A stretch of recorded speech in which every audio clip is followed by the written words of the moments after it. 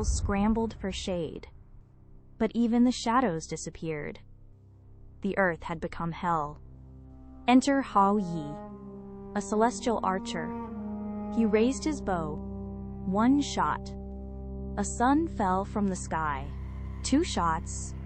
Another one dropped. Every time Hao Yi released an arrow, a ball of fire came crashing down. And when people looked at what had fallen, they saw it, a 3-legged crow. Inside each sun lived a 3-legged crow. He fired 9 arrows. 9 suns fell. When only one was left, Emperor Yao rushed in and stopped him. You have to leave one, or the world will have no light. And that's why there's only one sun in our sky. You've got to admit, that takes some serious nerve. Shooting down the suns. This story is called Hou Yi shooting the suns. But there's another battle with the sun. Kuafu, a giant. This giant ran after the sun.